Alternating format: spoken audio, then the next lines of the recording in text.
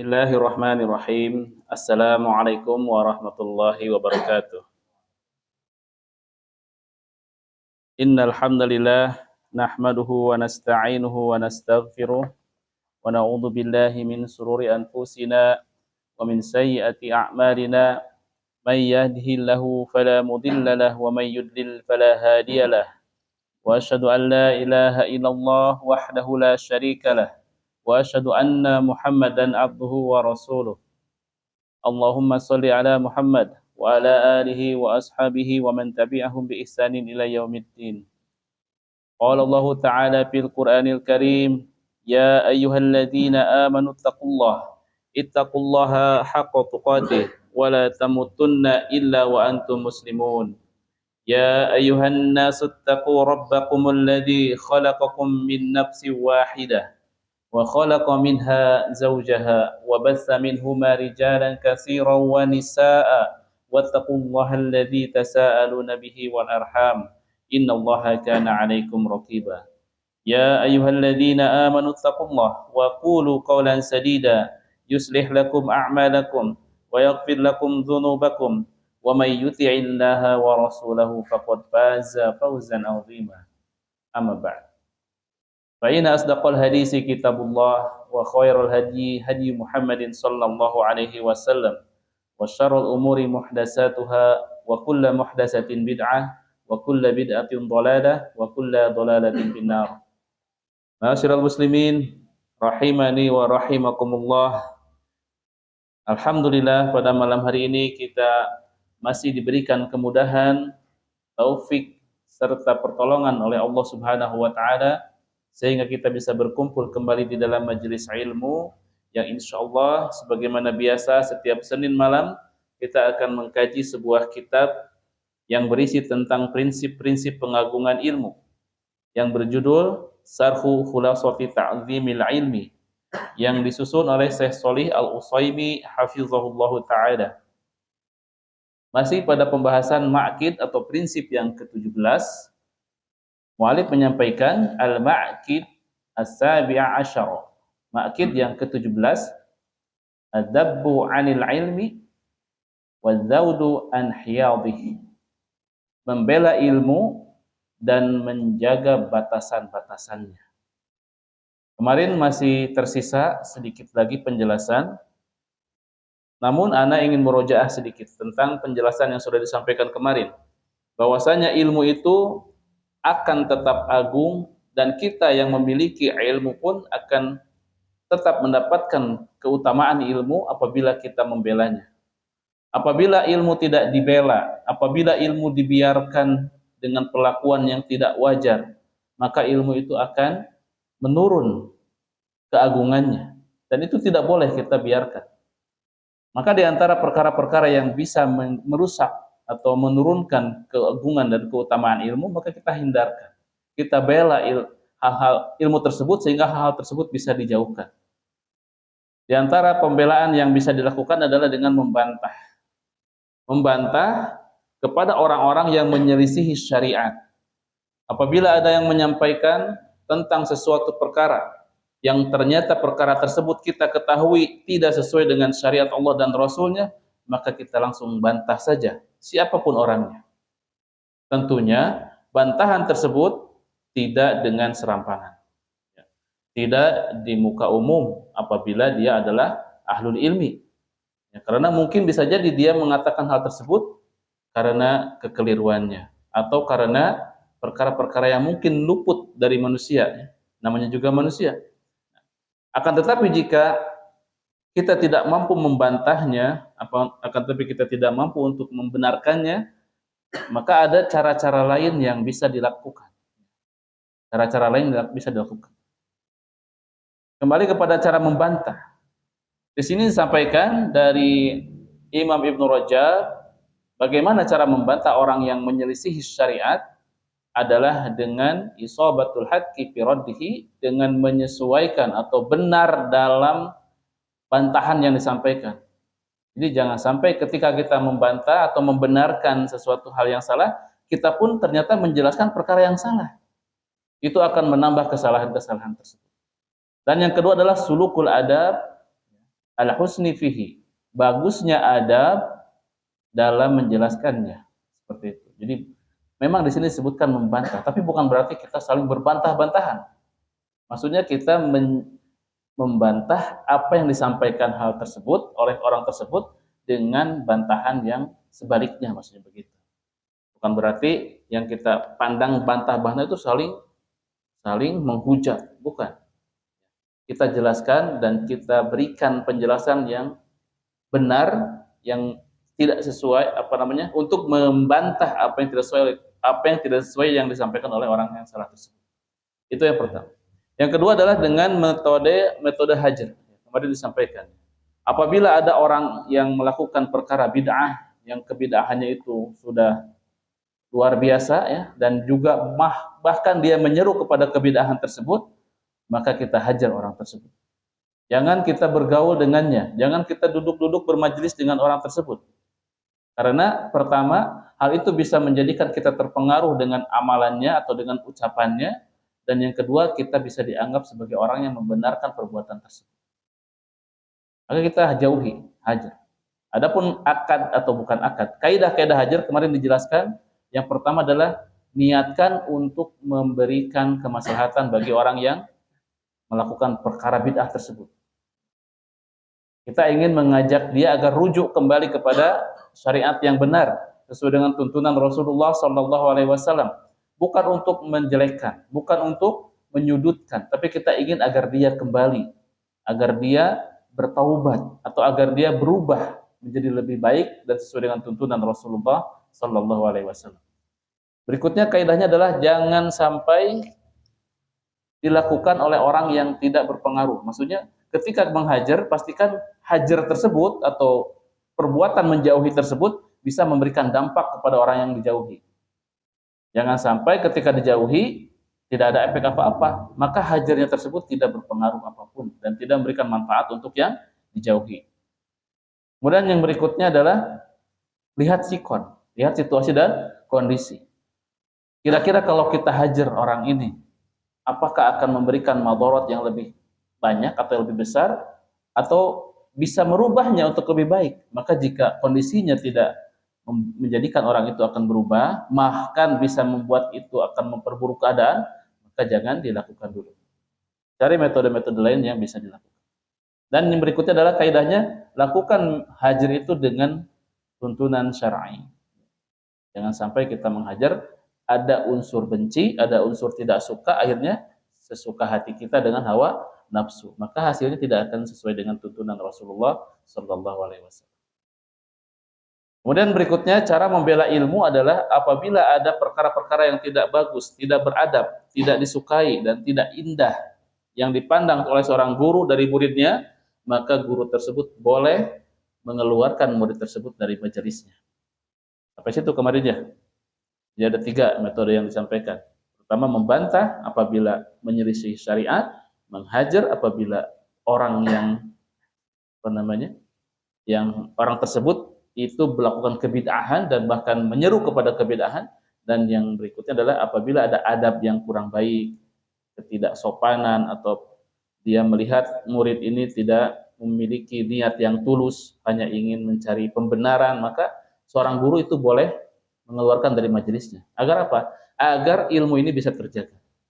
Guru itu membela ilmu tersebut agar tetap agung di mata muta'allimin, di mata orang-orang yang belajar ilmu.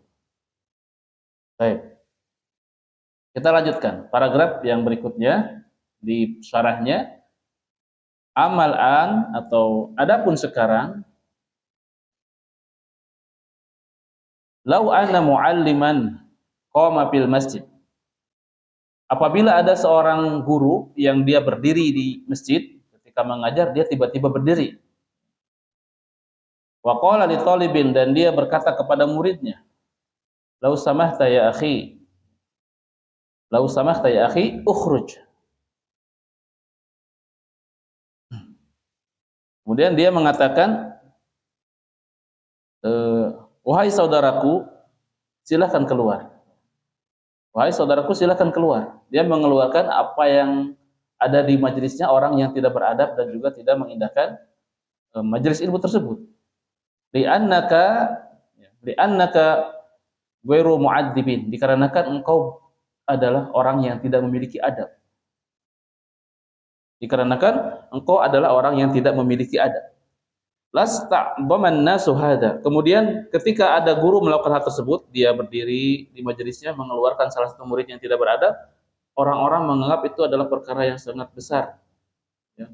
Menganggap itu kesalahan yang sangat fatal, ya, yang dilakukan oleh gurunya. Kemudian mereka mengatakan, kaifa yutradun nasu min buyutillah? Bagaimana seseorang itu mengusir, atau bagaimana seorang manusia diusir dari rumah-rumah Allah? Hada yasuddun nas an masajidillah. Hal ini adalah menjauhkan manusia dari masjid-masjid Allah. Maksudnya ada guru melakukan tindakan untuk membela ilmu dengan mengeluarkan murid yang tidak beradab. Tetapi orang-orang menganggap itu perbuatan yang salah. Dianggap itu perbuatan yang keliru. Dan mereka menganggap itu adalah perkara yang akan menjauhkan manusia dari masjid. Padahal bukan itu maksudnya. Bukan mengusir dari masjid karena tidak boleh di masjid. Akan tetapi ketika di majelis, dalam majelisnya tersebut ada orang yang tidak beradab, ada orang yang tidak mengindahkan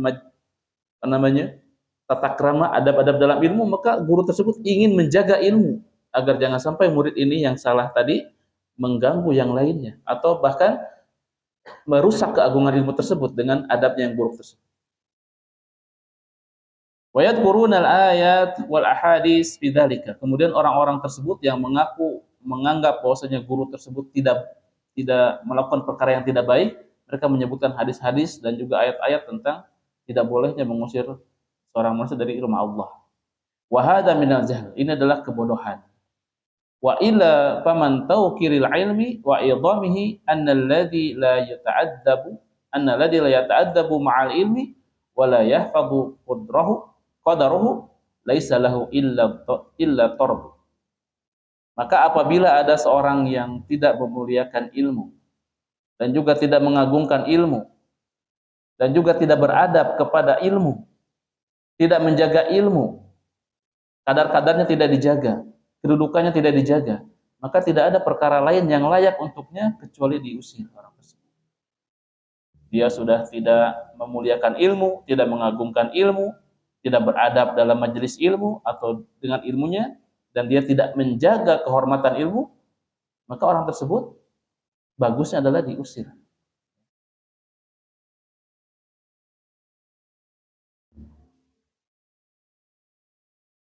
Kenapa harus sampai seperti itu? Di sini disampaikan lagi sawaan roja'a wa anaba wan tafa'a amla. Sama saja baik dia itu akan kembali, ya, dengan setelah diusir dia kembali lagi memperbaiki diri. Kemudian dia berubah menjadi lebih baik. Atau dia pun kemudian mengambil manfaat dari majelisnya atau tidak. Boleh kita usir. Tentunya ini adalah perkara-perkara yang jika adabnya tersebut melebihi batas, ya, tidak bisa ditolerir lagi. Adapun ketika anak-anak, ya, itu beda. Anak-anak akan ribut, ya kita ingatkan saja. Tapi kalau udah dewasa, udah paham, apalagi dia termasuk orang yang sering menuntut ilmu tapi belum juga mengamalkan ilmunya, dalam majelis tidak beradab, maka diusir biar dia ingat. Apa kesalahan saya? Kenapa sampai diusir di masjid ini? Apa kesalahan saya? Akhirnya dia berpikir, muhasabah diri. Dan dia pun menyesali perbuatannya dan dia kembali ke majelis tersebut dalam keadaan yang siap menerima ilmu. Ini maksud dari pengusiran tersebut. Bukan berarti tidak boleh. Walidzalika, oleh karena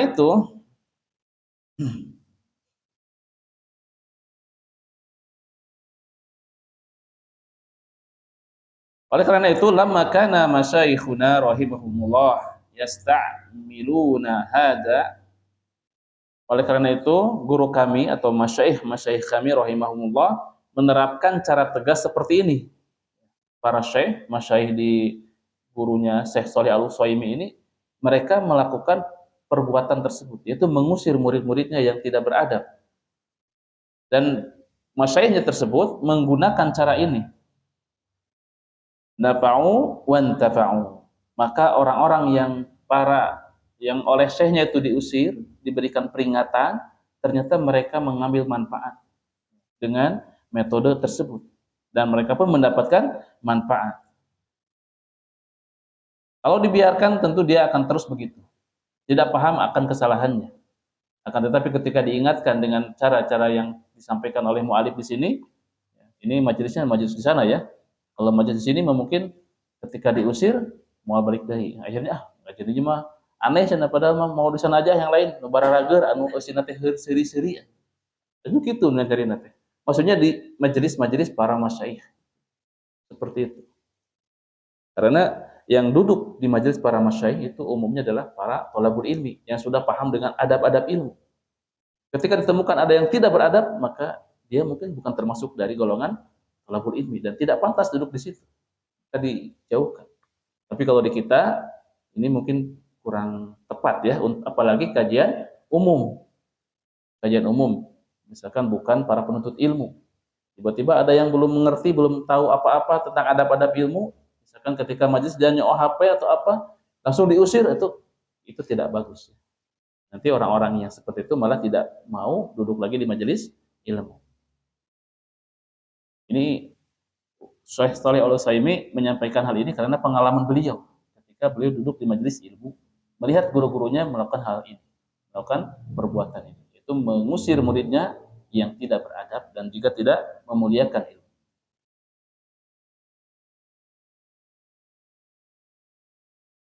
Tapi ahadi majalisi syaikhina, dan di salah satu majelis guru kami yaitu Asy-Syaikh Fahd bin Humain rahimahullah,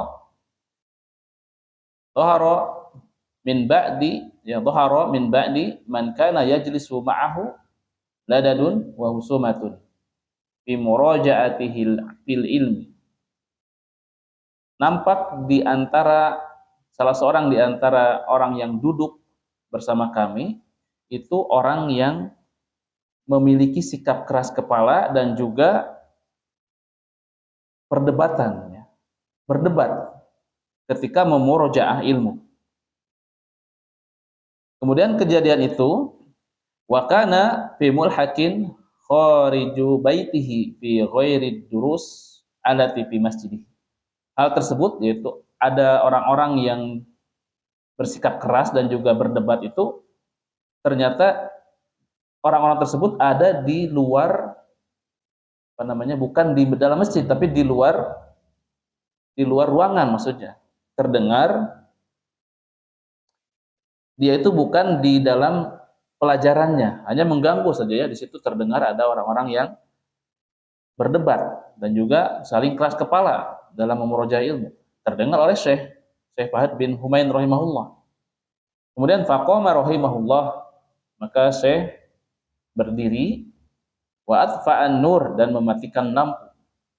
Wa qala, dan dia berkata, al majlisu yata'adzarukum wa dakhala wa tarakahum. Majlis ini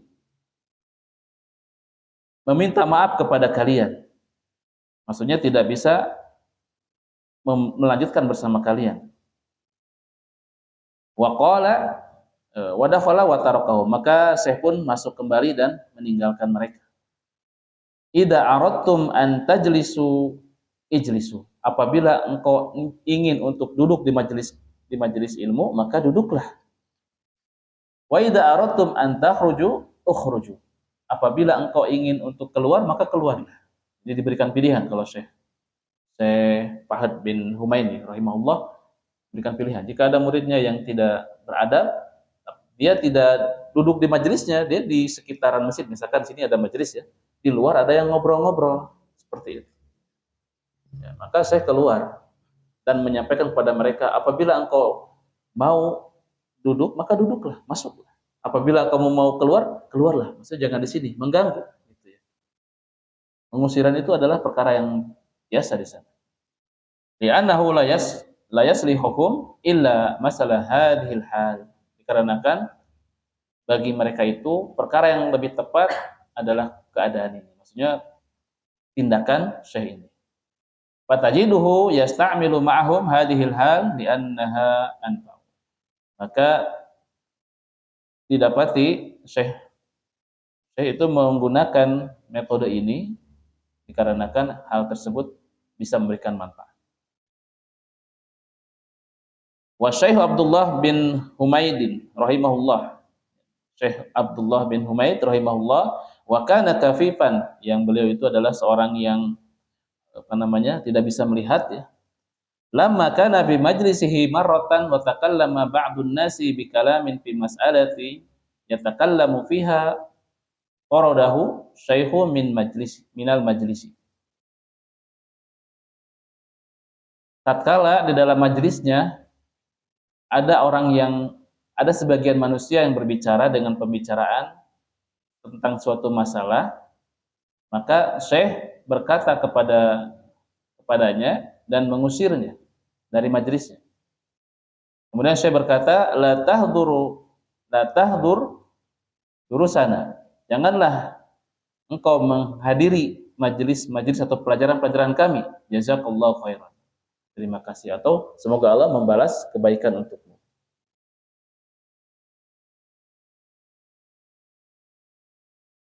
Masih banyak ya kisah-kisah di sini disampaikan oleh muallif tentang bagaimana cara-cara guru tersebut memberikan pelajaran kepada murid-muridnya. Ini dalam rangka untuk membela ilmu semuanya. Ahadul masyayikh alladzina yudarrisuna al-an walahu fil ilmi haddun wafirun marratan. Salah seorang ulama yang saat ini mengajar dan memiliki bagian yang besar dalam ilmu pernah diusir oleh salah seorang masyayikh rahimahullah dari masjid. Jadi ada ulama yang saat ini mengajar. Dia memiliki bagian besar dalam ilmu. Ternyata ketika belajar, dia itu pernah diusir oleh salah seorang masyayikhnya rahimahullah dari masjid. Kenapa? Li'annahu ja'a ilaihi awwala marratin, dikarenakan ketika pertama kali datang fajalasa ilaihi, kemudian dia pun duduk di hadapan syekhnya, fatakallama fil ilmi, dan dia pun berbicara tentang ilmu. Tiba-tiba duduk, kemudian dia ngomong tentang ilmu.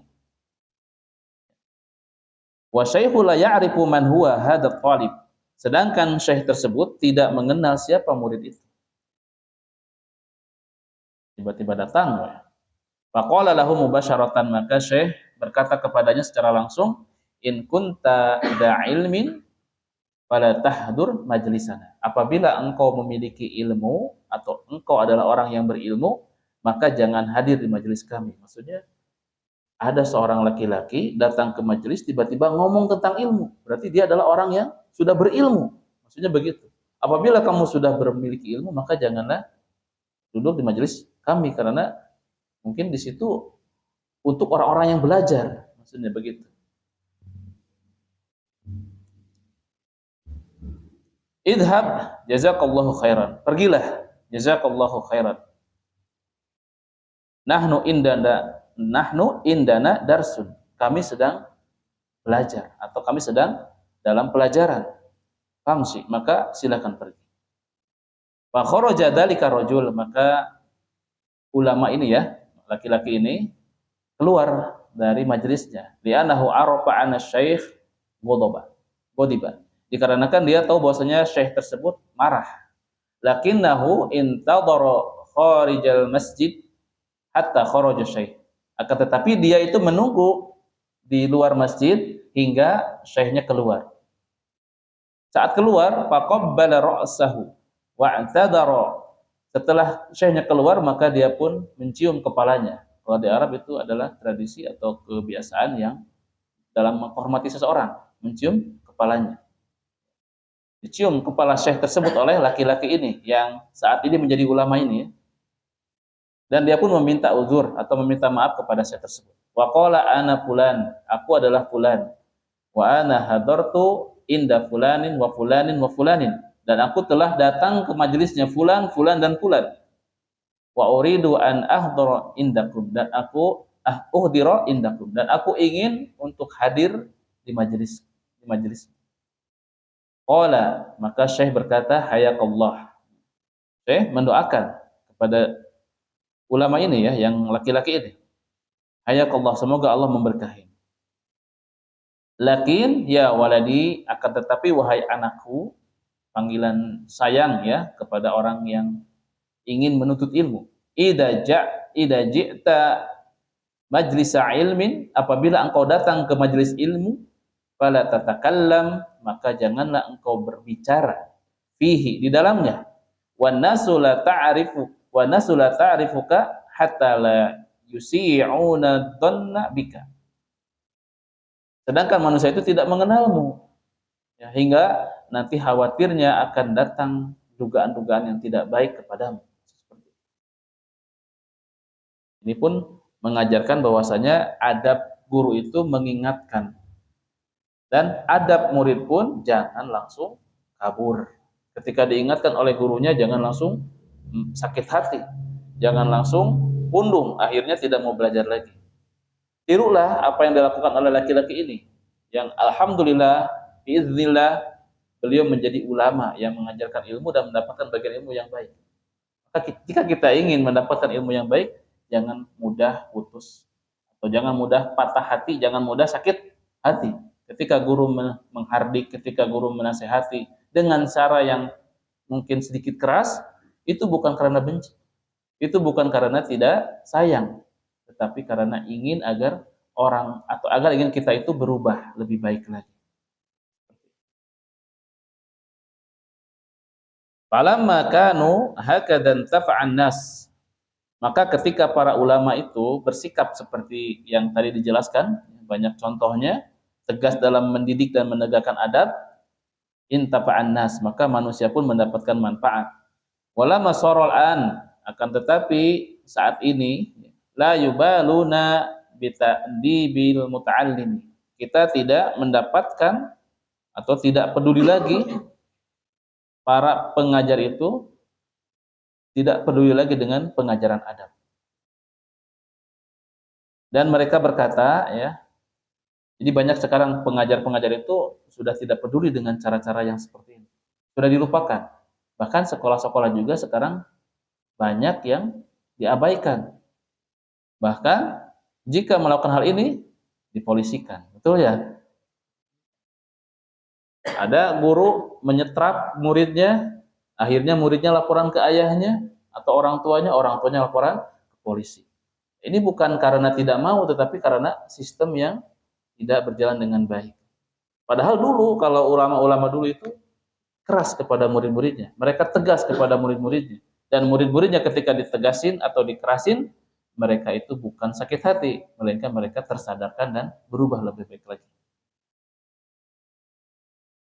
Ya, orang-orang yang melakukan atau tidak melakukan apa yang dicontohkan para ulama, mereka mengatakan yan bagi antar hukubin nas, kita itu mesti lembut kepada manusia, pengajaran itu mesti lemah lembut, seperti itu ya.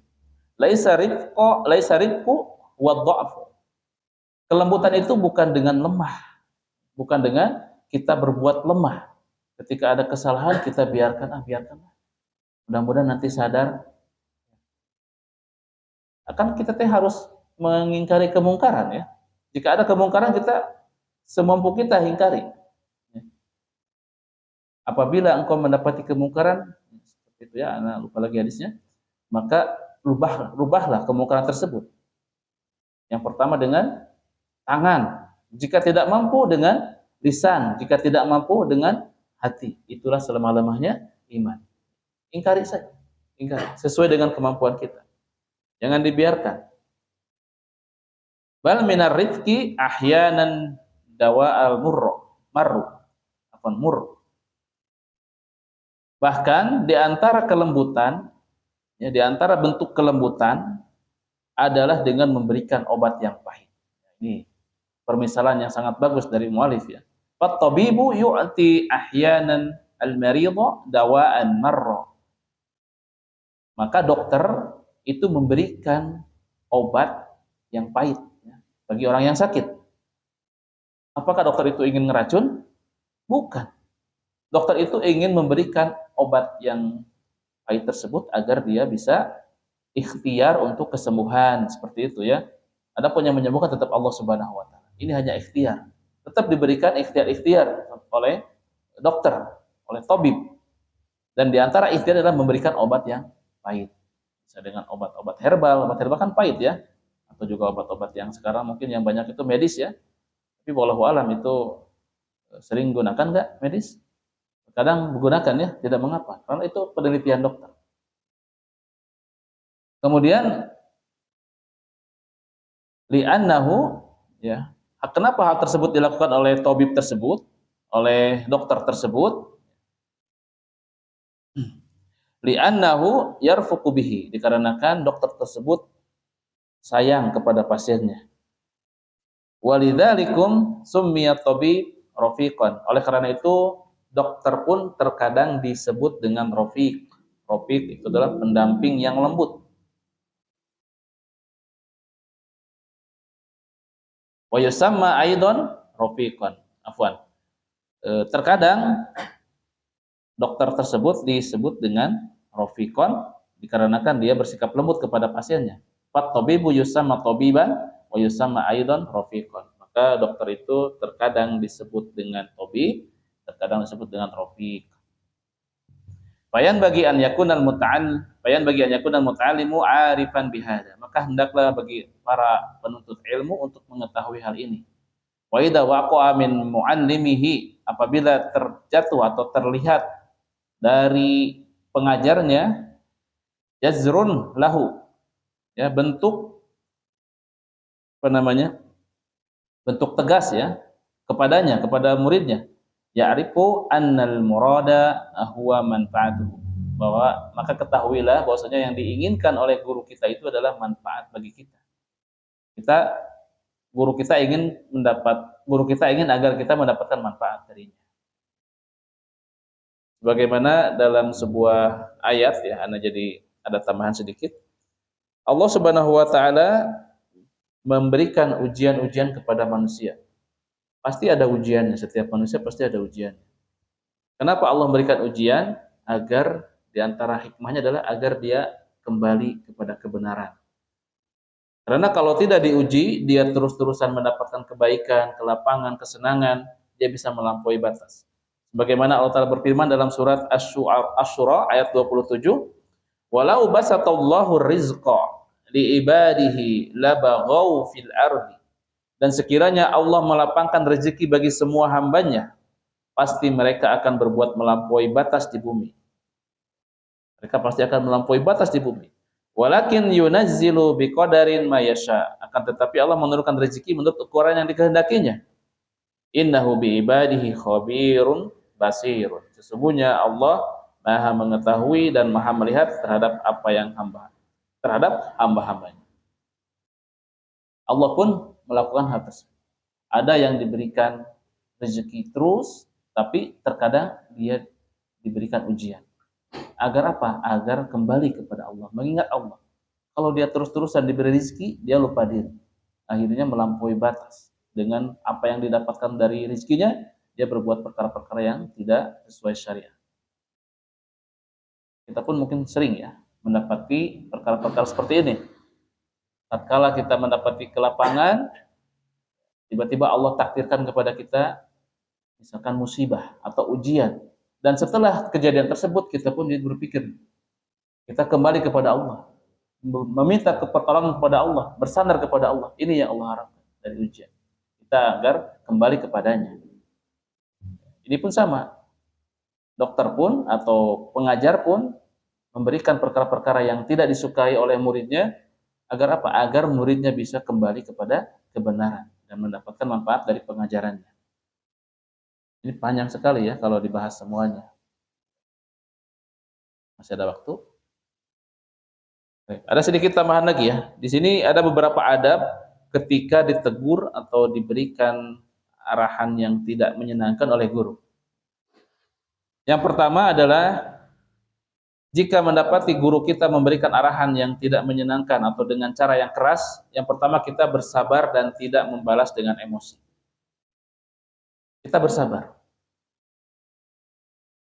Karena kalau tidak bersabar, maka mungkin dia akan putus dari belajar. Saya sama guru itu mah keras. Akhirnya dia berhenti belajar. karena tidak sabar. Kemudian yang kedua, menganggap teguran guru itu sebagai didikan. Jadi kita anggap teguran guru tersebut sebagai didikan, bukan penghinaan. Walaupun terkadang disampaikan di depan teman-teman kita. Ana ada sebuah pengalaman ya. Sebuah majelis halaqah Quran, ada teman anak yang qadarullah ya, memang mungkin tidak mengikuti arahan. Ketika gurunya sudah tidak sabar, dia tidak nurut wae atau tidak mengikuti apa yang diarahkan, maka guru tersebut mengatakan perkara yang agak sedikit keras, mengkritik dia atau memberikan peringatan kepada dia dengan perkataan yang mungkin teman anak ini tidak menerimanya. Qadarullah, dia ini merasa itu penghinaan. Itu adalah perkara yang tidak layak dilayangkan untuk dirinya, sehingga akhirnya tidak lagi mengikuti pelajaran tersebut. Tapi ada satu lagi teman anak yang sama, tindakannya sama, guru tersebut melakukan hal sama kepada teman yang satunya lagi, tetapi dia tetap bersabar dan menganggap teguran sebagai didikan. Bersabar terus, kemudian dia pun tersadarkan, oh saya ternyata tidak mengikuti arahan guru saya. Gurunya mengajarkan, kamu coba dengarkan murotal ini untuk membiasakan kepasihan makhrajul huruf dan yang lainnya. Maka dilakukan. Akhirnya lambat laun seiring waktu, alhamdulillah ada perubahan. Dia berubah lebih baik. Dan gurunya setelah melihat hal tersebut, perubahan tersebut, dia merasa ya alhamdulillah senang ya dengan perubahan dari murid tersebut. Inilah tujuan guru, bukan penghinaan tetapi didikan agar dia lebih mendengarkan arahan dan juga anjuran dari gurunya tersebut. Kemudian yang ketiga, apabila ditegur oleh guru adalah kita melakukan introspeksi diri, muhasabah. Apa nih kesalahan kita? Kenapa ustadz saya memarahi saya? Jangan balik marah. Itu mah ustadznya emang sok ambek-ambekan, bukan begitu. Tapi kita muhasabah. Karena guru itu tidak marah-marah kepada semuanya. Betul? Hanya marah kepada yang bangor, bukan bangor tuh, lincah atau tidak nurut di kelas ya. Seperti itu. Adapun ketika muridnya nurut itu biasanya tenang-tenang aja guru. Maka introspeksi, oh mungkin saya terlalu banyak melamun atau apa seperti itu ya, atau saya tidak fokus, maka muhasabah. Kemudian yang keempat, adab ketika ditegur guru adalah tetap hormat dan menjaga sikap di hadapan guru. Kita tetap hormati beliau, kita tetap menjaga sikap di hadapannya. Dan yang kelima adalah memaafkan dan berbaik sangka. Ya, kita berbaik sangka. Husnudzon, jangan suudzon. Karena dengan husnudzon, insya Allah kita akan mendapatkan banyak kebaikan.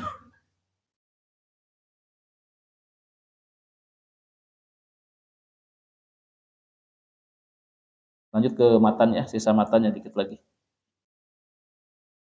Tsumma qala ba'da dzalika. Kemudian mu'allif menyebutkan setelahnya waqad yujzarul muta'allimu bi adamil iqbali alaihi wa tarki ijabatihi. Dan terkadang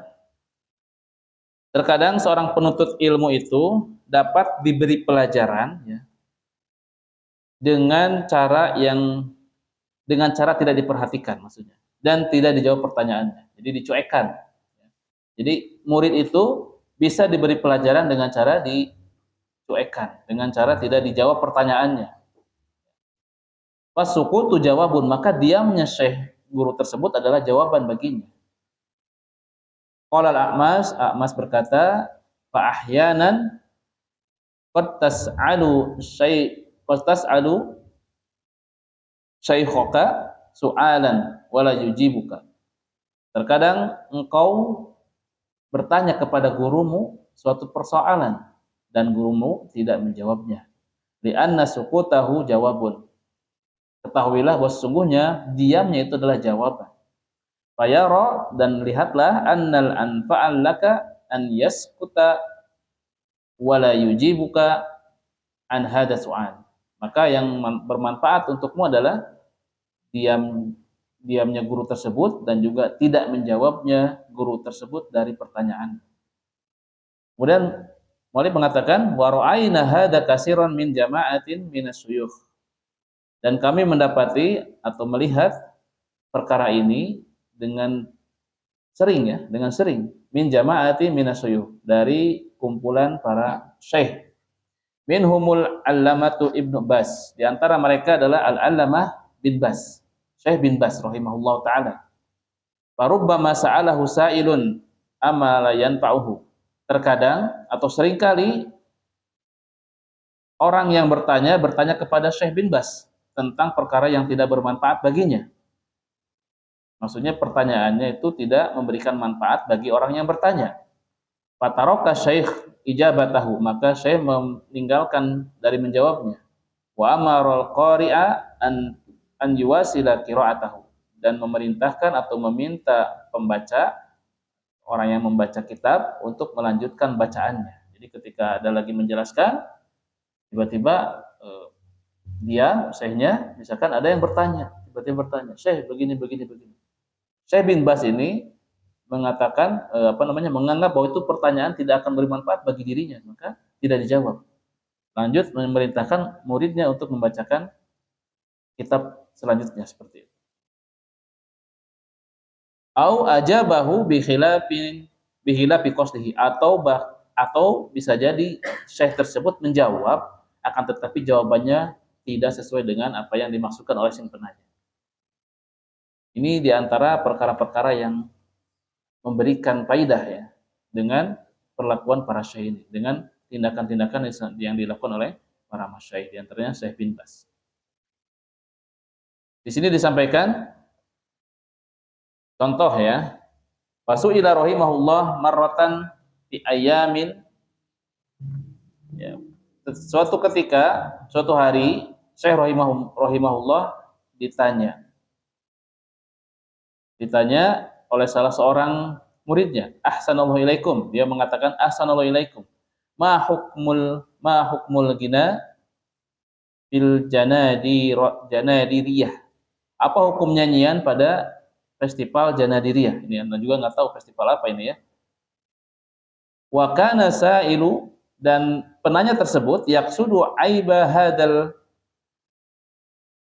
dan penanya tersebut ini memaksudkan untuk mencela perayaan tersebut, festival tersebut. Ya.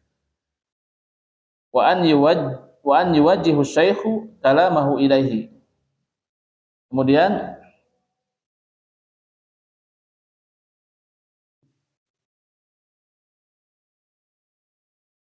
di Janadriyah, acara musik. Ada musik di dalam festival tersebut. Bagaimana hukumnya? Ada yang seperti itu. Maksudnya dia ingin mencela festival tersebut, dikuatkan dengan pendapat Syekh bin Bas. Namun Syekh menjawab bukan dengan jawaban yang dimaksud. Jadi yang dimaksud oleh penanya adalah hukum nyanyian pada festival tersebut atau perayaan tersebut, akan tetapi Syekh menjawab al-ghina haramun. Al-ghina'u haramun fil janadiriyah wa ghairi janadiriyah. Pada perayaan Janadiriyah atau festival Janadiriyah maupun selain Janadiriyah. Kalau saya menjawab, oh itu haram, perayaan itu gini, akhirnya bakal membuat keributan, ya, menganggap saya itu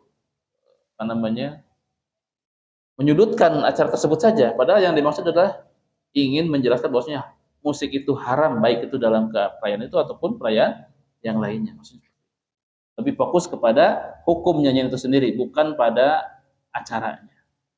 Jadi inilah kelembutan dan juga keluasan ilmu dari para masyayikh, di antaranya Syekh bin Bas rahimahullah ta'ala. Semoga Allah balas kebaikan atas apa yang diajarkan kepada murid-murid. Mungkin segitu dulu ya, karena ini panjang kalau disampaikan semuanya.